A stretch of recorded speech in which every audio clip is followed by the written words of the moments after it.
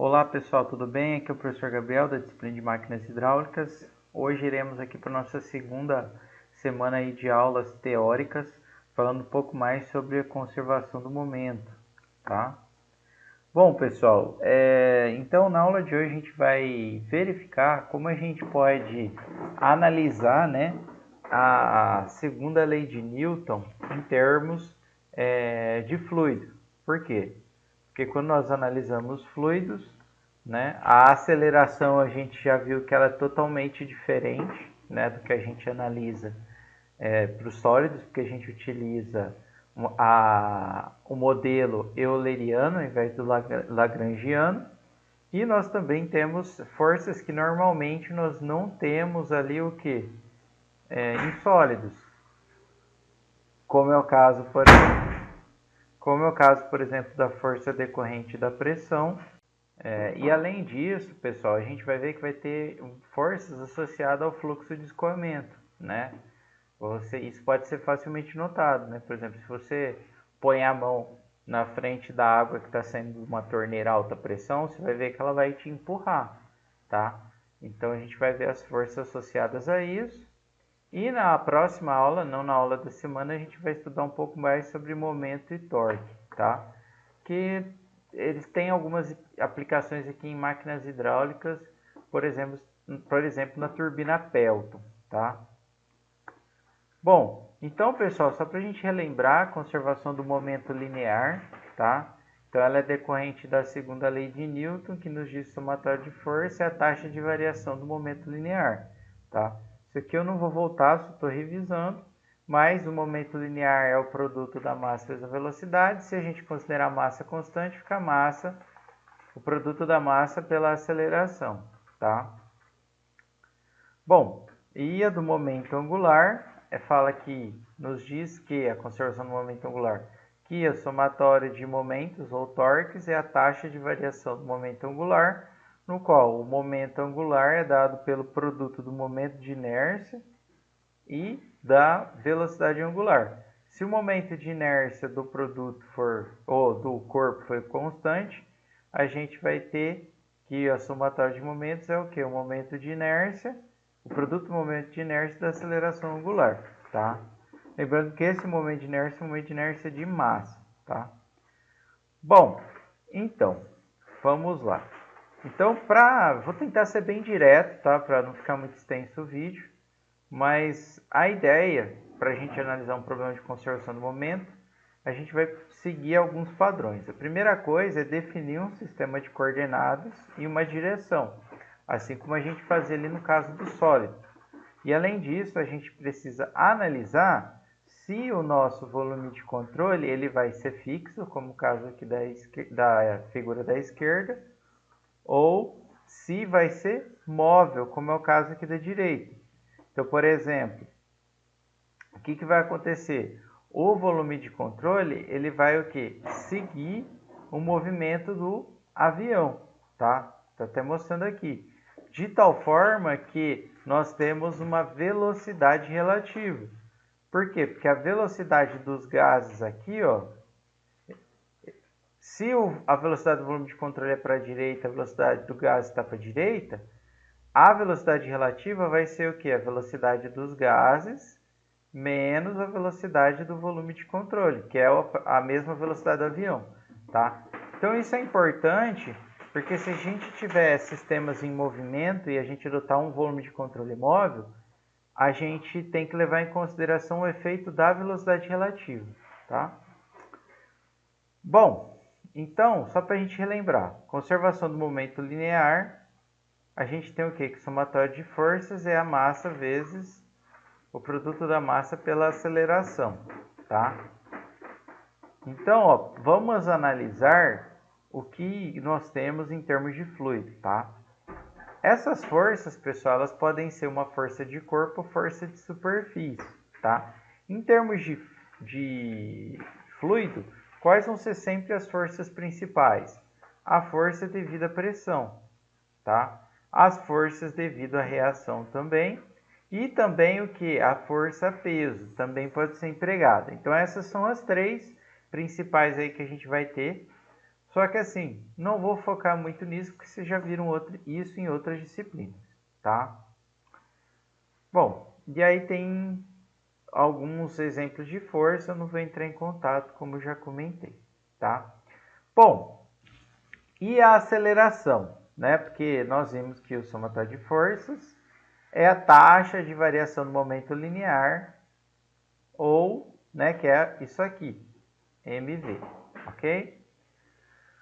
Analisando isso em termos de fluido, basicamente, esse termo aqui, que seria a taxa de variação do momento linear, que representaria a massa vezes a aceleração, ele é definido por dois elementos, tá? Ó, são esses dois aqui.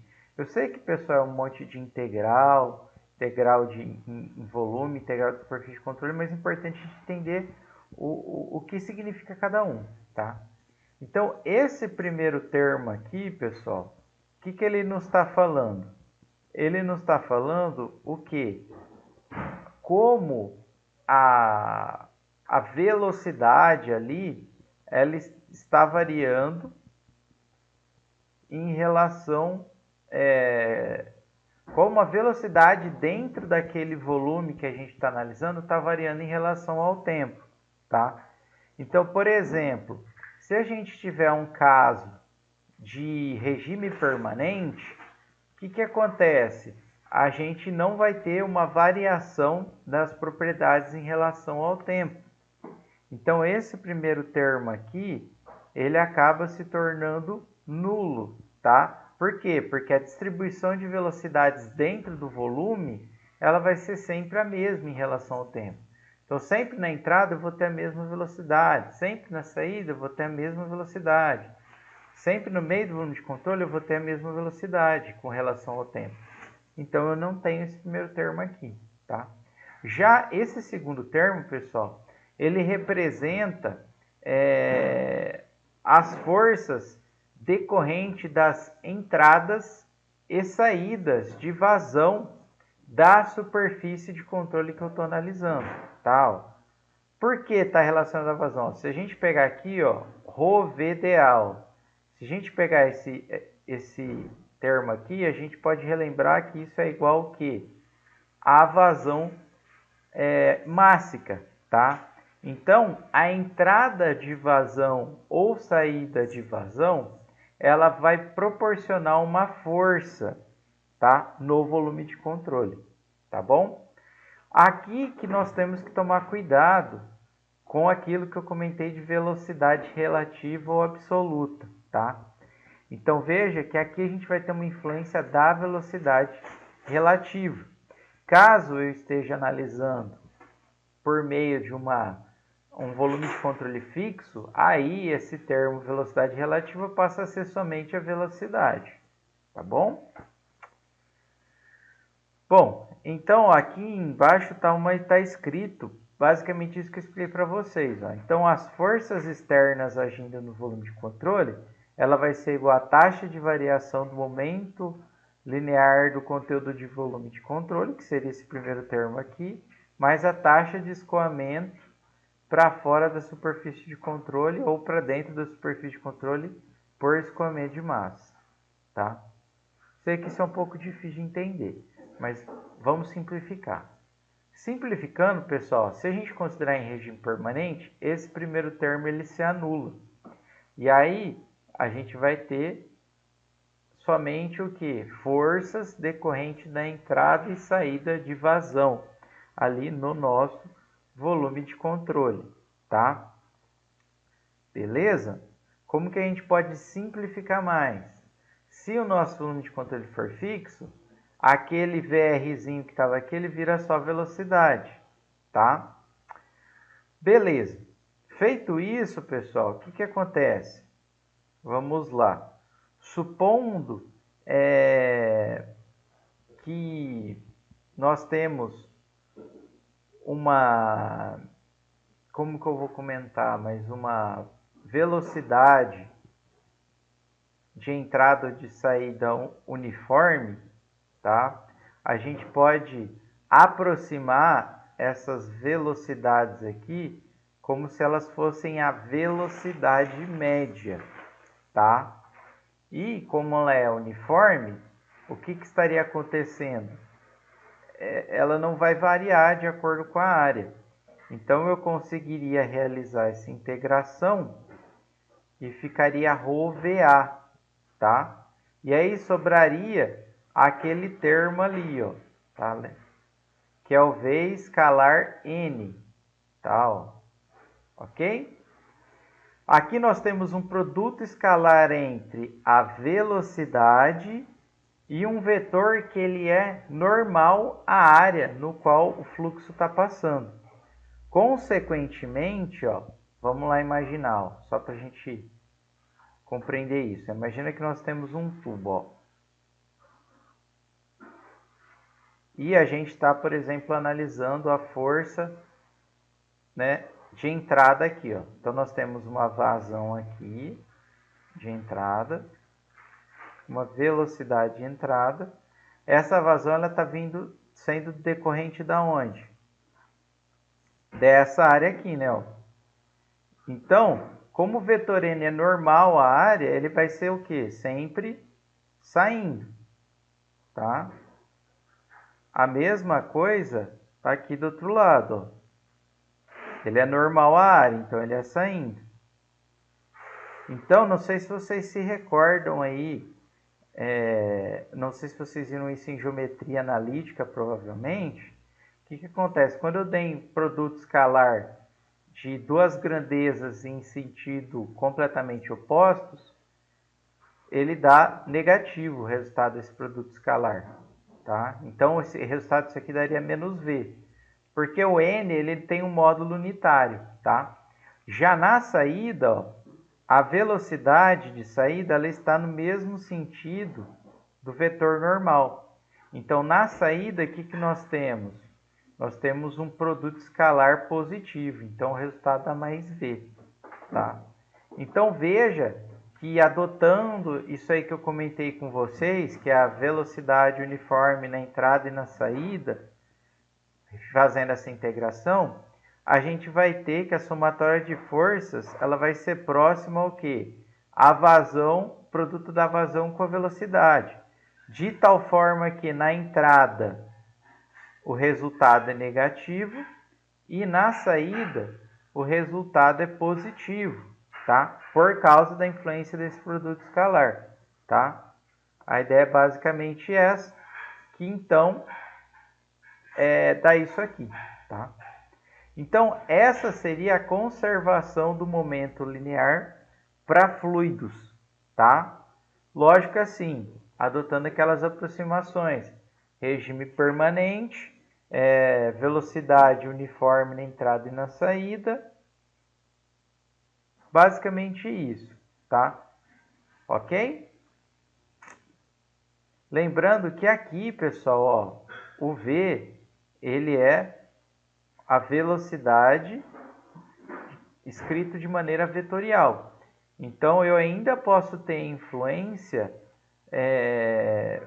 da direção da velocidade, tá? A gente vai entender isso melhor quando a gente for ver os exercícios na frente.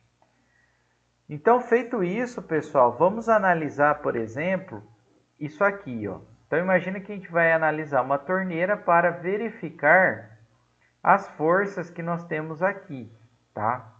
Então, por exemplo, imagina que aqui nós temos uma vazão entrando, uma vazão saindo.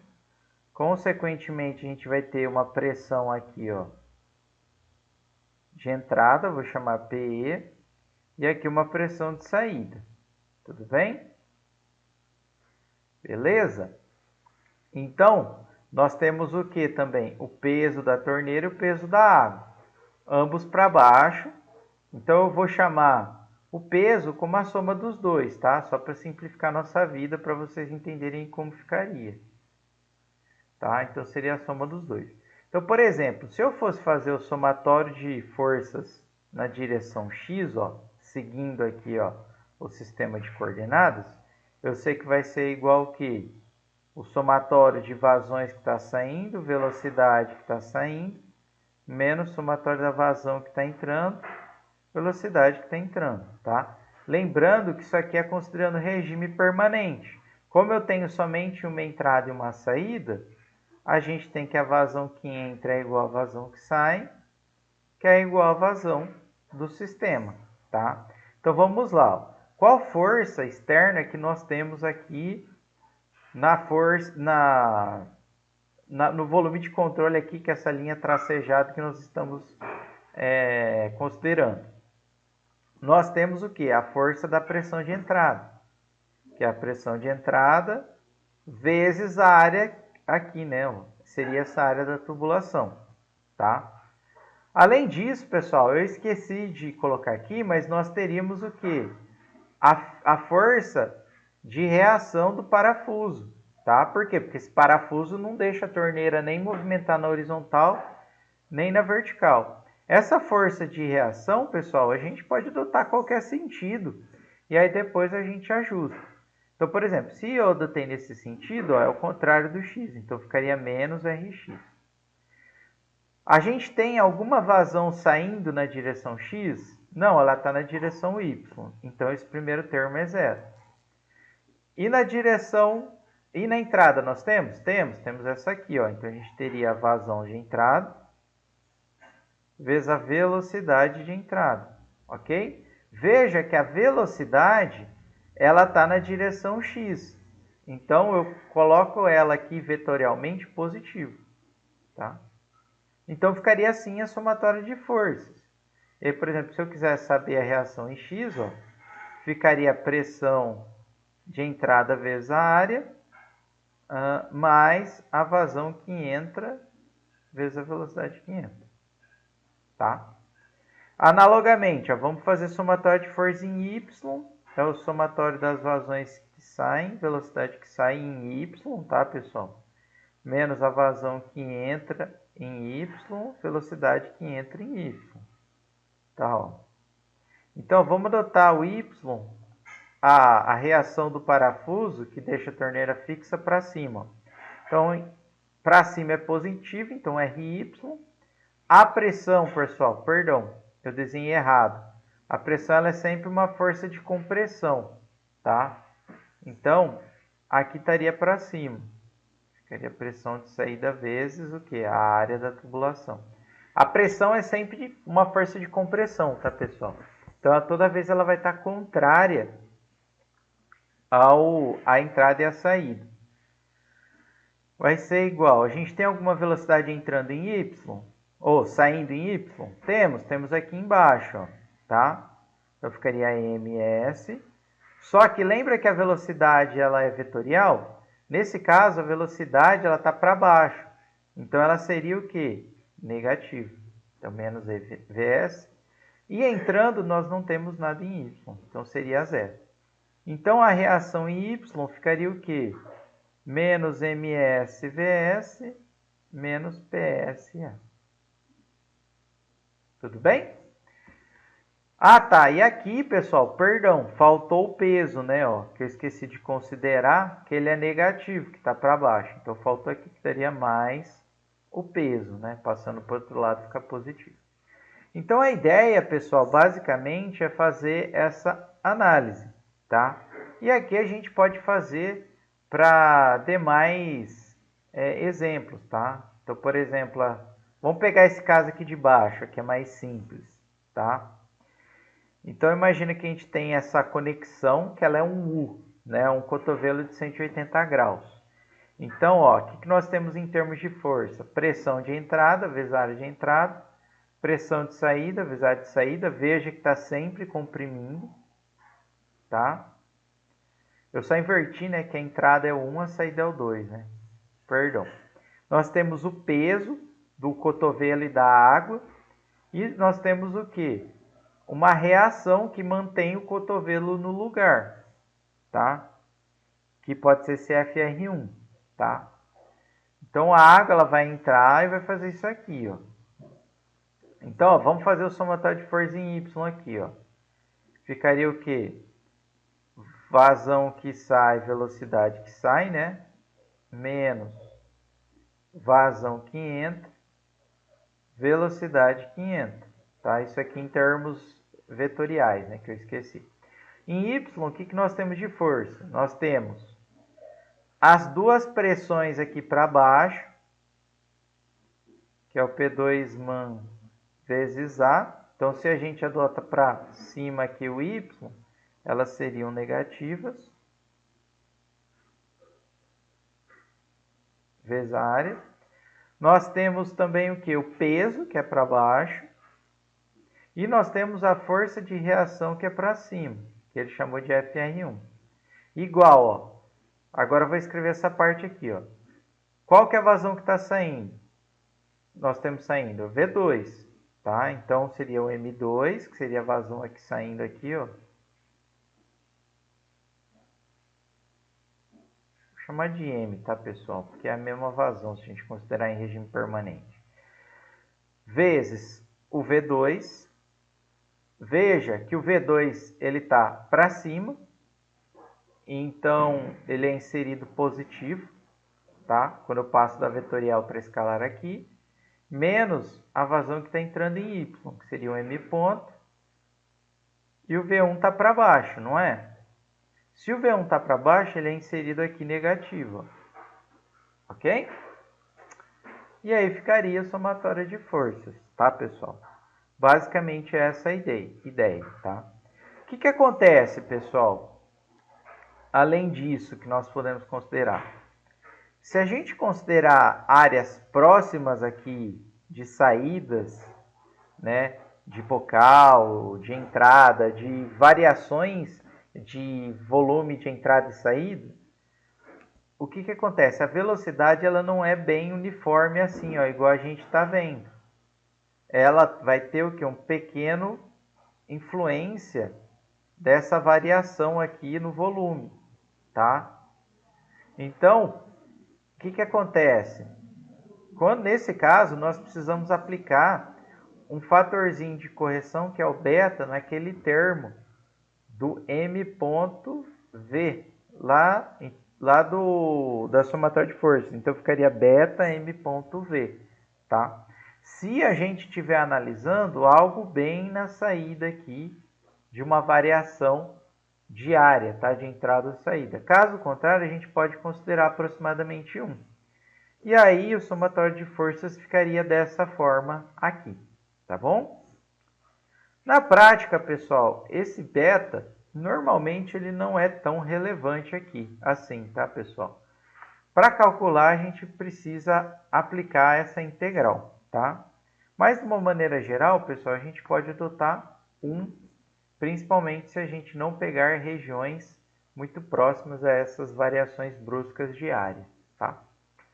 Bom, pessoal, então é isso da aula. Agora eu vou gravar um outro vídeo com alguns exercícios para vocês entenderem.